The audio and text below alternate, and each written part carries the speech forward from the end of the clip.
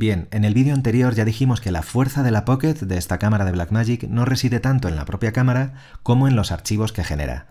Estos archivos del tipo QuickTime, es decir, .mov, contienen en su interior el códec Apple ProRes 422HQ. Esto es, un códec 10 bit e intraframe. Y hemos dicho tres datos cruciales que lo diferencian bien.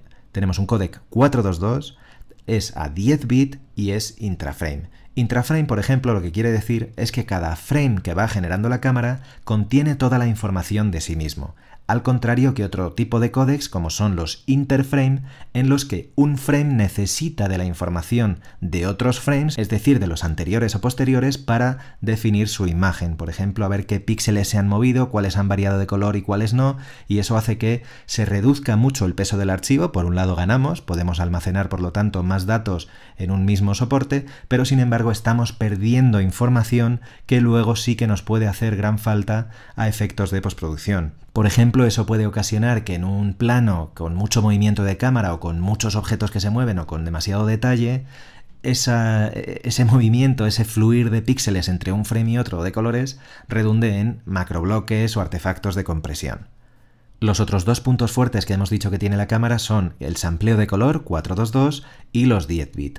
Estas dos cosas juntas hacen que tengamos muchísima más información de color, más de 1 billón de colores que es capaz de diferenciar este archivo dentro de sí mismo, con los cuales podemos jugar mucho más en postproducción. Esto, sin ir más lejos, nos puede venir muy bien a efectos de hacer un chroma key o, por ejemplo, en el dibujado de los degradados, de las pieles, de los cielos, que son mucho más suaves porque tenemos muchísimos más matices de color. Y esto es solo por el momento que solamente graba archivos ProRes, que como sabéis, Blackmagic dice que también va a poder grabar en Cinema DNG RAW, es decir, en negativo digital que luego podemos procesar con un montón de metadatos como lo haríamos con un RAW, por ejemplo, de fotografía. O sea que nos dará muchísimo más juego del que todavía vamos a ver en este vídeo. Además, otra de las ventajas que dijimos en el anterior vídeo es que nos permite grabar esta cámara en dos rangos dinámicos. En el rango dinámico de vídeo, que define la luz sobre todo de una forma lineal y que nos proporciona una imagen muy controlada en cámara, pero no tan controlable en postproducción. Al contrario que el modo film. El modo film lo que hace es grabar de forma logarítmica. Para que se entienda, lo que quiere decir esto es que el rango dinámico en el que graba la cámara se asemeja a cómo se comportaría esa misma información en un celuloide, en un negativo. Y vamos a ver cómo se conserva esa información en las altas y sobre todo en las bajas luces para poder trabajar mucho mejor con ellas en postproducción gracias a su latitud, el margen con el que podemos jugar. En este caso estamos en Final Cut Pro 10, un software, como sabéis, de edición, en el que, bueno, tenemos algunas herramientas de corrección de color que nos van a servir para ilustrar lo que queremos comentar en este vídeo. Me gustaría, antes de pasar al asunto del color, que viéramos cómo se comporta el Rolling Shutter, esta manera que tienen de comportarse los sensores CMOS, que lo vamos a ver enseguida. Si hacemos play a este plano en el que yo movía la cámara con el trípode de izquierda a derecha, observáis. Voy a detener aquí, por ejemplo, aquí en este marcador. Mirad lo que sucede con las líneas verticales. Como el sensor registra la imagen haciendo un barrido vertical, no obtura, digamos, de forma homogénea toda la imagen al mismo instante, sino que en unos milésimas de segundo va captando primero una línea, luego la siguiente, etcétera, etcétera, pues observamos que sucede esto. Esto es el clásico, insisto, Rolling Shutter. Bueno, y esta prueba la hicimos para comprobar a ver qué nivel de Rolling Shutter tenía esta cámara. Que bueno, digamos, vamos a decir que no es un caso grave, es muy habitual, estaréis hartos de verlo en sensores CMOS. Esto, bueno, simplemente hay que tenerlo en cuenta a la hora de grabar objetos en movimiento, o cuando nos movemos o, por ejemplo, instalamos la cámara en un coche, en un tren, etcétera, y que esas farolas, esos postes, pues puedan estar en diagonal en lugar de en forma vertical. Cuidadito al grabar con este tipo de cámaras estos asuntos. Bien, hablábamos de la diferencia entre grabar en modo vídeo y grabar en modo film. Mirad, aquí tengo un ejemplo claro.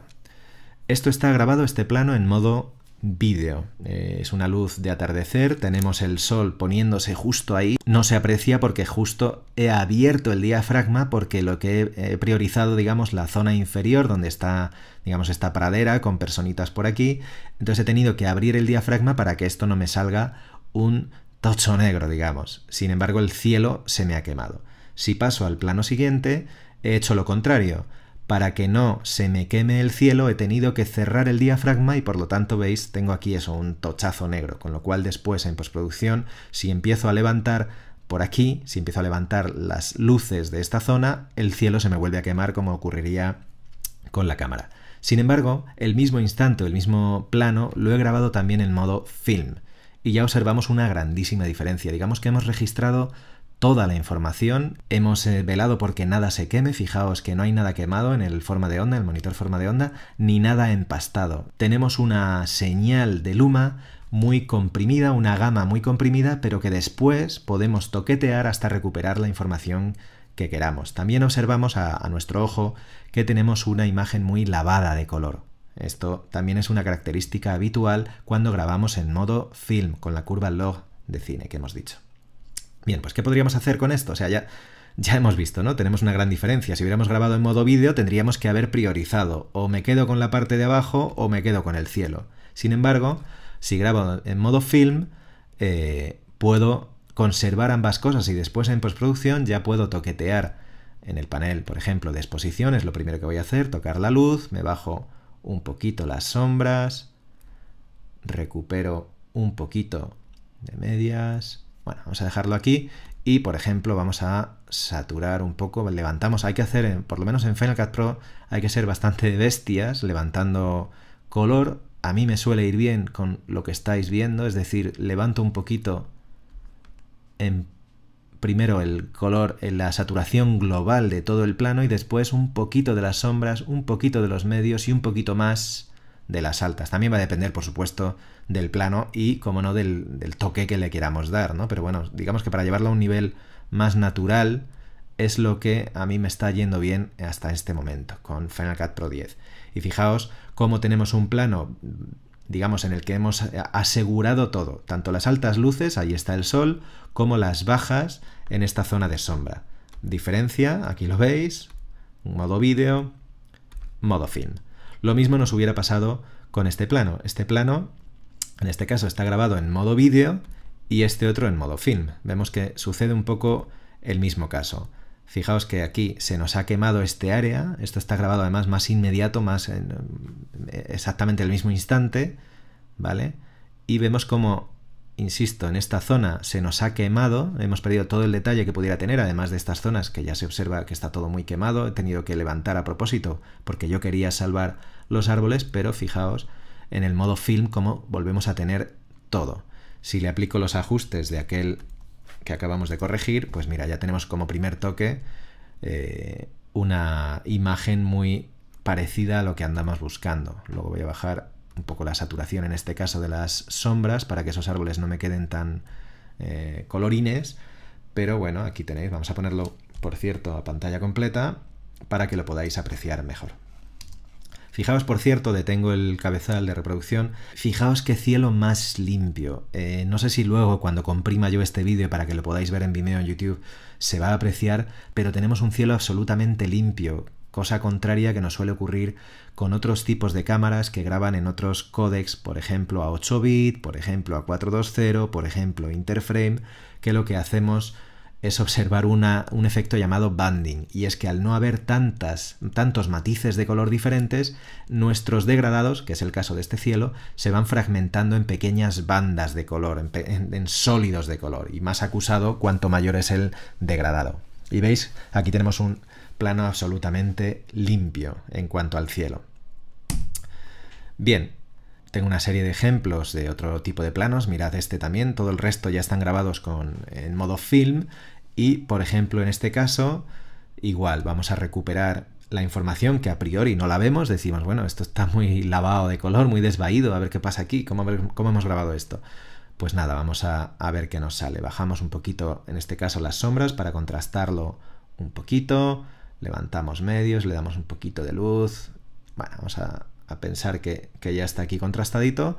Vámonos ahora, en este caso, a la saturación. Hemos dicho que levantamos un poquito sombras, un poquito más medios y un poquito más como una rampa que dibujamos de abajo hacia arriba. Pero, insisto, esto va un poco abierto después a lo que busque cada uno. Si me voy al vectorscopio, observo que este plano además estaba mal grabado en cuanto a temperatura de color, vamos a intentar compensar este asunto. Vemos que está virado hacia los naranjas, pues vamos a compensarlo tiñéndolo en las altas luces sobre todo. Lo vamos a enfriar un poquito, ¿veis? Ya va ganando un poquito de color más natural y compensamos, vamos a tirar un poquito más de color. Y sobre todo yo estoy observando estos días que estoy probando con este tipo de planos que por mucho que lo satures no solemos tener nada aberrante. No sé si habéis experimentado cuando queréis rescatar color de algo que no lo tiene en un archivo en modo vídeo, digamos, en la curva de color, en el espacio de color de vídeo, sí que al saturar empezamos a observar mucho ruido, sobre todo en las zonas oscuras. En las zonas oscuras donde más estamos ganando en este asunto. Y bueno, para que veáis el antes y el después de este plano, sin corregir, corregido, etcétera, etcétera. Y bueno, aquí tenéis, por ejemplo, otro caso habitual problemático que podríamos encontrarnos cuando estamos grabando por ahí, que tenemos, digamos, una zona interior y un exterior en ventana y queremos conservar ambos. Normalmente lo que nos suele ocurrir es que si quiero levantar luz de aquí en la cámara o en diafragma, abro diafragma y entonces la parte de fuera de la calle se me quema. En este caso, gracias a que lo hemos grabado en modo film, pues un poco lo que hemos comentado anteriormente. Hemos velado por ambas luces. Vamos a poner forma de onda y igual lo vamos a contrastar un poquito. Bajamos a las bajas luces. Vamos a levantar ahora esta zona del interior. Aquí sí nos aparece el ruido. Esto ya es relativo a otros factores como es la propia óptica. Y, por ejemplo, le vamos a dar colorín por aquí, por aquí, por allá. Y bueno, ya tenemos algo más digno y que aguanta todo, no se nos quema nada de momento y podemos ver interior y exterior al mismo tiempo sin sacrificar nada. Caso parecido, en este caso tenemos un plano que va de dentro hacia afuera, observamos en el exterior de la ventana que hay imágenes y queremos velar por ellas, pues un poco más de lo mismo. Contrastamos. En este caso además sí se me ha quemado un poquito el plano. Ya en grabación, como veis, estas altas luces se han clipado, se han quedado pegadas ahí en el 100 y vamos a todavía bajarle un poquito los medios. Bueno, un poco más de lo mismo y después veréis una serie de ejemplos en un vídeo que ilustran mejor el juego que puede dar grabar con este tipo de cámaras. Otra cosa que nos ha gustado mucho de esta cámara es su nitidez, su nivel de detalle cuando tenemos, por ejemplo, un plano como este, un plano muy general lleno de detallitos y que queremos ver. Se comporta bastante bien. Vamos a contrastarlo antes para un poco lo de siempre, verlo, digamos, en su esplendor. Vamos a bajar los medios en este caso. Estábamos un poco en sombra este día. Y lo de antes, subimos, subimos, subimos. Estoy haciéndolo así a ojo, no me estoy molestando en medir bien, pero bueno, un poco para que se note las diferencias. Vamos a subirle un poquito de color. Incluso le voy a hacer en este caso un pequeño render rápido para que lo podamos ver a pantalla completa en su esplendor. Detengo la reproducción y bueno, insisto, no sé si se verá bien al comprimir el vídeo, pero tenemos muchísimo detalle en cualquier punto, incluso ahí en zonas más complicadas, el árbol de aquí, etcétera. Tenemos muchísimo detalle y muchísimos matices de color, como es en este caso la Catedral de Salamanca, que tiene esta piedra, ¿verdad?, con un montón de tonos y los conservamos bastante bien gracias al códec, de nuevo. Otro caso similar, le voy a aplicar así de entrada. Este caso además es un plano muy sobreexpuesto, está hecho a propósito, pero fijaos cómo podemos rescatar. Le voy a aplicar de momento como primer toque la corrección de color del plano anterior y todavía ahora voy a compensar. Como habíamos sobresaturado el plano, lo voy a intentar arreglar rápidamente. Y fijaos ya cómo vamos ganando y sin merma de la calidad, no por muchas perrerías que le hagamos al clip o al color, sigue quedando una imagen limpia, nítida. Y pantalla completa. Vale. También otro caso muy clásico, ¿verdad? Este día que nos han encomendado grabar una fachada o un edificio y tenemos un cebollazo de luz rebotando contra la fachada, pero otras partes en sombra, depende de la hora del día, y queremos que las dos cosas salgan bien. Pues fijaos, es que lo estáis viendo. pasa exactamente lo mismo. Digamos que no se nos empastan las sombras ni tampoco se nos queman las altas luces. Más de lo mismo, estoy aplicando los correctores de los clips anteriores y veis, conservamos muy bien toda la información, al contrario que tener que, como bien sabéis, priorizar. O sale la fachada bien o sale Don Fray Luis bien, si es porque está en sombra y aquello está en sol. Siempre hay que andar priorizando con el diafragma en cámara. En cambio, si grabamos en modo film, insisto, de verdad, lo vais a agradecer en postproducción. Podéis toquetear después mucho más y recuperar un montón de información. Por cierto, aquí también tenemos unos ejemplos de timelapses hechos con la cámara. Os recuerdo que la cámara permite grabar de forma muy fácil unos timelapses. Bien. Estos son archivos .mov que se han generado directamente de la cámara y luego los hemos importado como el resto de archivos y los hemos tirado al timeline. Ni más ni menos. Y bien, y por último, antes de salir de Final Cut Pro, me gustaría hablaros de un plugin que se llama Film Convert, que es bastante recomendable para este tipo de archivos, tanto los grabados en film como de otro tipo. Pero fijaos, se trata de un plugin, lo tengo aquí instalado, se trata de un plugin que se llama Film Convert y que lo que hace, fijaos que está dentro de la categoría Film Emulation, emulación de film, de película, y lo que hace es eso, emular películas de diferentes modelos, fabricantes, etc. Acabo de aplicarlo y sin más, bueno, a priori tenemos este resultado, pero vamos a hurgar en sus parámetros así rápidamente, y lo que sobre todo me gustaría que vierais es aquí, en estos controles, cuando le elegís en Source Camera, o sea, la cámara con la que hemos grabado esto, fijaos quién aparece aquí, justo los primeros, además de otros que, como estáis viendo, hay un montón en esta última versión de este plugin y muchos más que nos ha dicho el fabricante, muchos más controles que va a sacar próximamente.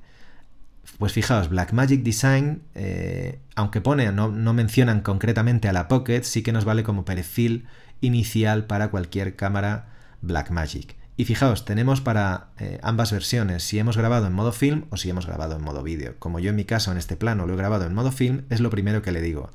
He grabado en modo film y así se lo hemos indicado. Después tenemos un control de compensación de exposición. Después otro de temperatura de color, donde podemos hacerlo más cálido, derecha, o más frío, izquierda. Vamos a dejarlo un poquito más neutro, lo más posible, por aquí.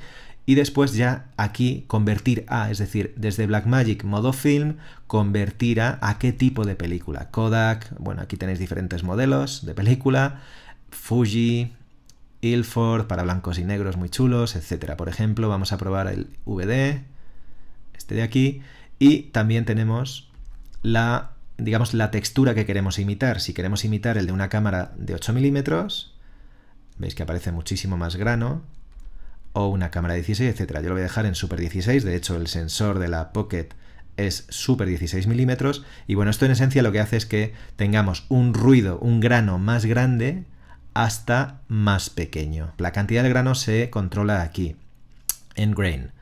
Dependiendo ya de lo que andemos buscando, pues le podemos dar un poquito o un muchito, ¿vale? Yo lo voy a dejar en este caso, por ejemplo, aquí vamos a exagerarlo un poquito más, a 15.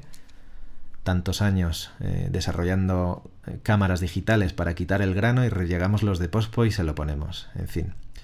Bueno, Film Color es un último ajuste donde, digamos, medimos o controlamos la cantidad de este toque que le estamos dando. Si lo dejamos en 0, estaría en el color natural de la propia cámara, y si lo dejamos en 100, es directamente que actúe todo el filtro en su esplendor.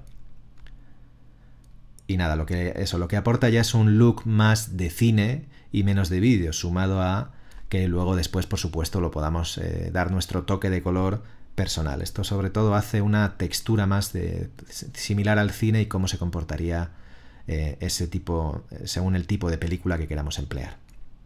De verdad, es un plugin muy recomendable. Yo estoy bastante sorprendido, seguro que más de uno lo conocéis y hay vídeos por ahí por la red bastante chulos.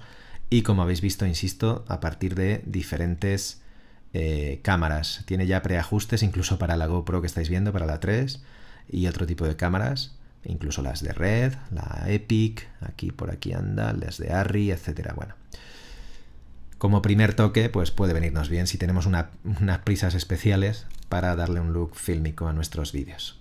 Y bien, aunque a mí me ha servido Final Cut Pro 10 para explicaros un poquito mejor en detalle, porque me muevo mucho más cómodamente en el timeline de Final Cut Pro que no en otro tipo de softwares, sí que me gustaría dejar claro que lo suyísimo es trabajar solo en la fase de edición en el editor, por ejemplo Final Cut Pro, y después llevarnos estos planos a corregir de color de una manera mucho más fina y eficaz en un software de eso, de color grading o de corrección de color, como puede ser, claro que sí, DaVinci Resolve, que es de la propia Blackmagic, del mismo fabricante de la cámara. Entonces sí que me gustaría ver allí en Resolve algunas cositas. E insisto, para el flujo de trabajo, un repaso rápido. Lo suyo es editar en, por ejemplo, Final Cut Pro 10, de aquí sacar vía XML nuestro proyecto para llevarnos a Resolve, en Resolve corregir el color y finalmente lanzar el render para desde allí enviarlo de nuevas o de vuelta a Final Cut Pro 10 ya corregido para terminar la postproducción, rotulación, subtítulos, sonido por supuesto, etcétera, etcétera, y ya sacar el máster. Voy a hacer eso, me voy a llevar esto para ver alguna cosita más en Resolve, por ejemplo, mediante File, Export XML, y lo voy a guardar pues aquí mismo, y con esto nos vamos a ir a DaVinci Resolve. Bien, pues ya estamos en DaVinci Resolve, por cierto, en la versión 10, que está en fase beta y que acaban de poner en circulación, que como bien sabréis, entre otras mejoras o entre otras novedades, incluye la opción de editar.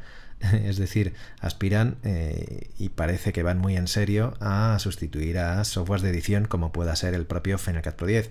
Recuerdo además que DaVinci Resolve tiene una versión completamente funcional y gratuita, con todo el poderío que tiene este apartado, el de la corrección de color.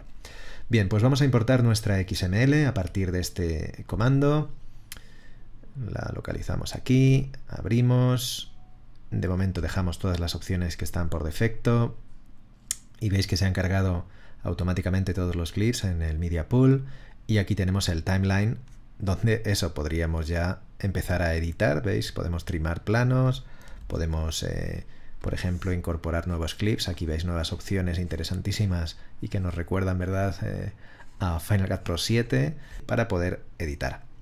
Bueno, vamos a lo que nos interesa, vamos al color.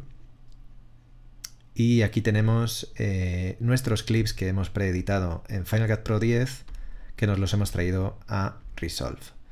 ¿Para qué querríamos venirnos a Resolve? Bueno, desde luego no hay color, y nunca mejor dicho, entre un software de color grading o de corrección de color específico frente a un editor como pueda ser Final Cut Pro, Premiere, Avid, etc.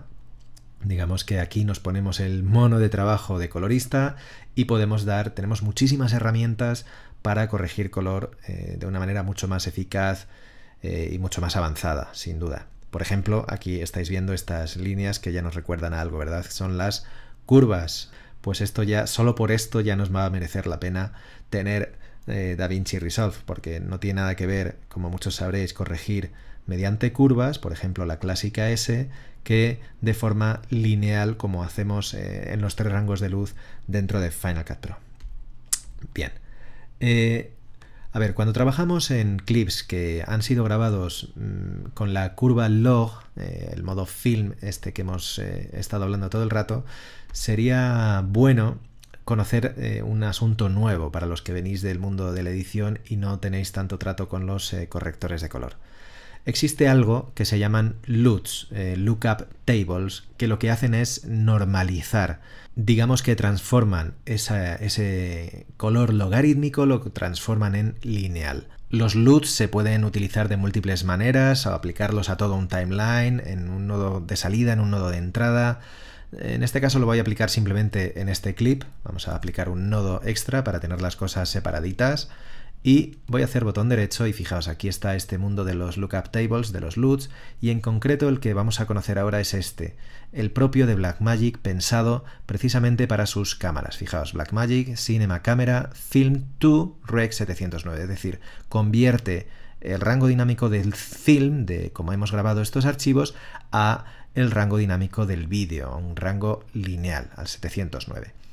Fijaos, por defecto, sus primeros ajustes, depende por supuesto cómo hayamos grabado de bien o de mal nuestros clips, podremos tener a priori un resultado u otro. En definitiva, se recomienda siempre partir de un LUT para tener ya un primer toque a nuestros clips y después ya hurgaríamos en los correctores para corregir las posibles carencias que pueda tener. Por ejemplo, aquí está súper saturado, vamos a bajar la saturación, está un pelín dorado, fijaos quién está aquí, los color wheels, nuestras ruedas de color, y por ejemplo me voy a llevar un poquito, dorarlo menos, vamos a utilizar las curvas, etcétera, etcétera. Y como veis eso, los LUTs nos van a permitir dar un primer toque y convertir aquel rango dinámico que hemos dicho que venía con la curva log, lo vamos a convertir a una no curva, a un color lineal. Luego, siempre con este tipo de clips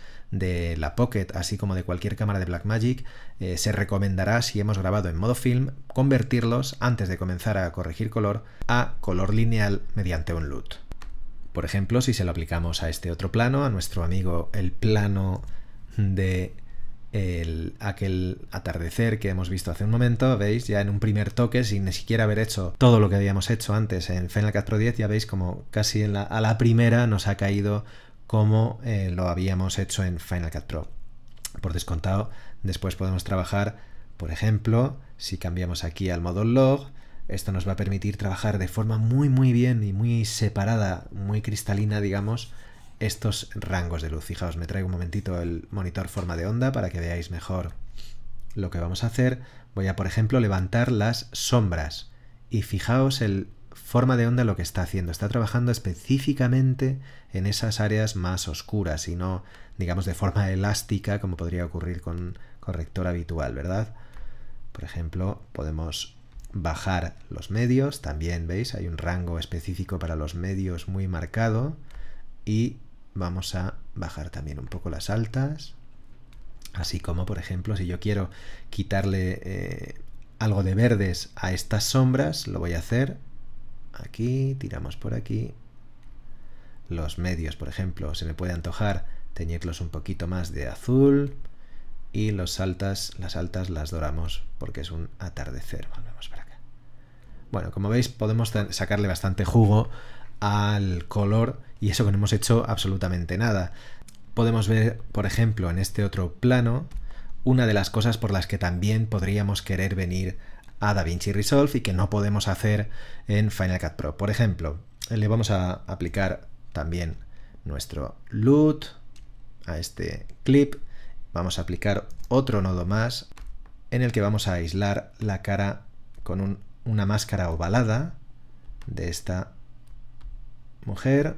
Vamos a hacer aquí, por ejemplo, así.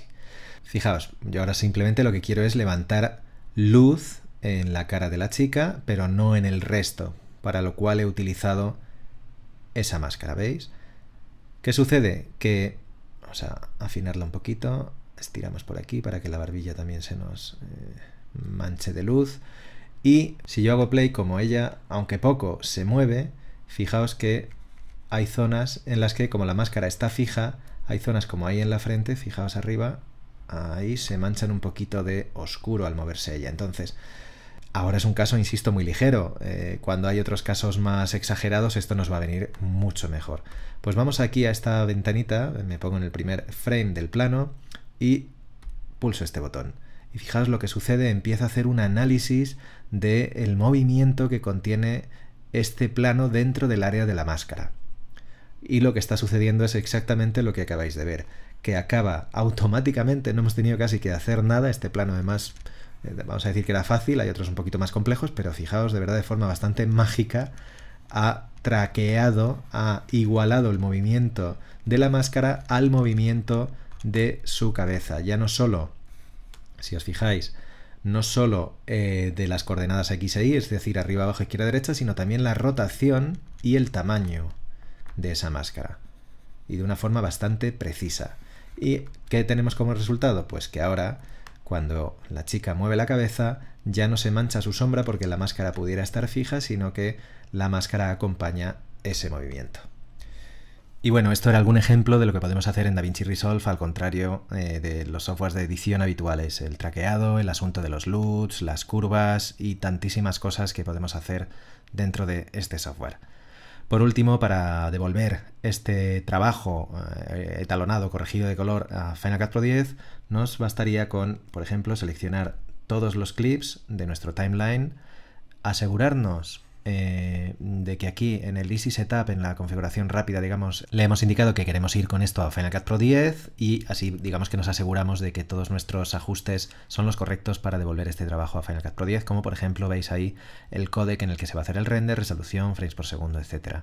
Añadimos todas estas tareas a la cola de renders y iniciamos el render. Y una vez hecho el render de todos estos archivos, lo único que nos quedaría sería regresar a nuestro timeline y desde aquí exportar la XML para Final Cut Pro. Fijaos que aquí justo es esta la que nos interesa, Final Cut Pro XML Files, y devolverla. Y a la inversa, en Final Cut Pro 10 tendríamos que abrir esta XML, importarla y aparecería como un proyecto con todos los clips con su corrección de color hecha.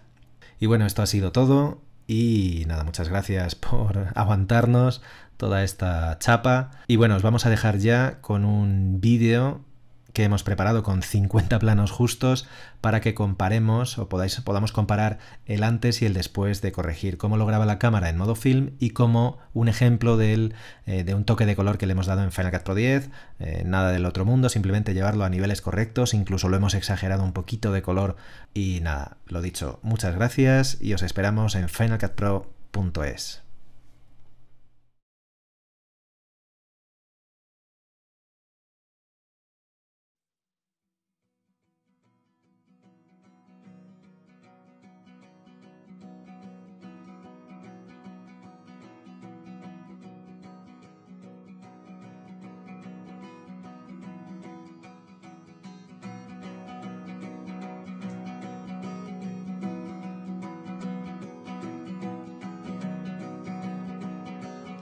And I heard that you were lost, so I came around.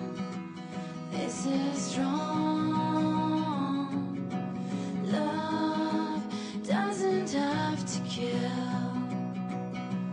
Oh, love doesn't have to kill.